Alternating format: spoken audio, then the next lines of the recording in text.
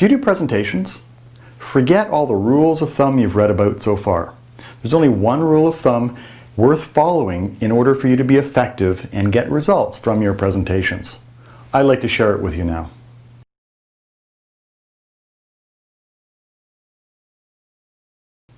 The first rule of thumb I'm going to talk about is not having more than 10 slides in your presentation.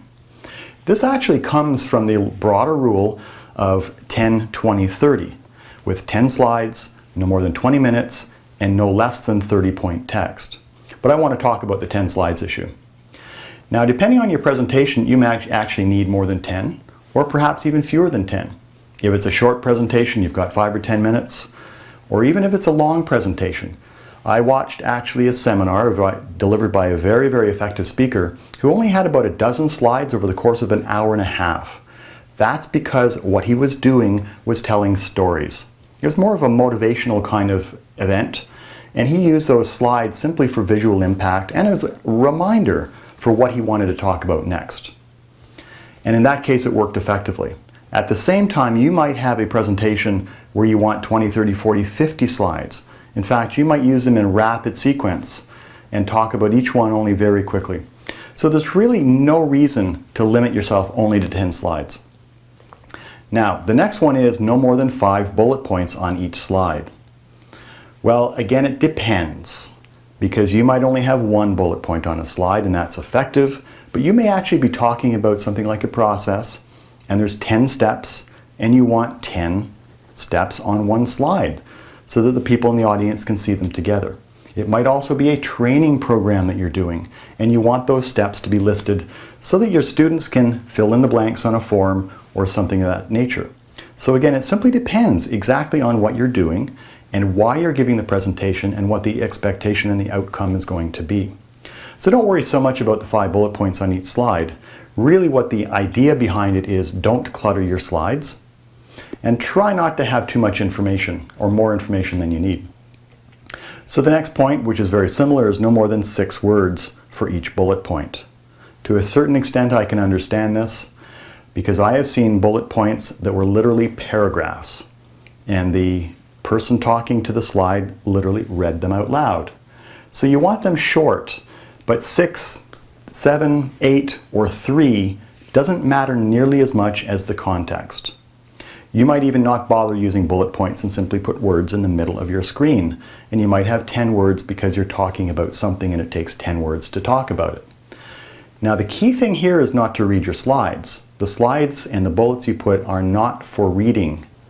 They're for the audience to see them as you discuss. Perhaps even, as I mentioned, for training, you might want them to be writing it down in their notebook. So the next one is 2 to 3 minutes per slide. Again, it depends. If you've got a large number of slides, like say 60 in an hour and a half presentation, then you won't spend 2.5 minutes or 2 to 3 minutes on each slide. But like the example I gave before, where an hour and a half presentation had about a dozen slides, clearly he's spending more than 2 to 3 minutes per slide. The point here isn't the length of time on a slide. The point here is making sure you get the right amount of time mixed with the right amount of slides, so that you're holding your attention of your audience and you're conveying your message. You might speak 1 minute or even 30 seconds about one slide, and a little later on you speak 5 or maybe 10 minutes about another slide. Don't even bother using the 2 to 3 minutes per slide to judge how long it's going to take for you to deliver a presentation. You really have to run through that presentation and talk about everything yourself before you'll know exactly how long it will take. So those are a few of the rules of thumb that you might commonly see, and you really want to reconsider whether you're going to use them as is. So now let's talk about the only rule of thumb that you really need to know. So you're developing your PowerPoint presentation slides for a reason. So really the ultimate rule is to design your presentation to achieve your objectives.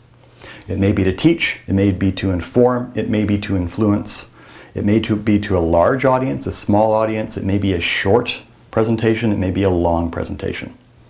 The key is that you need to develop the slides to meet those specific reasons. And each of those rules of thumb don't really enable you much flexibility. So the principles from the rules that I just talked about should be used, but they shouldn't box you in. feel free to break them as needed. So why is that?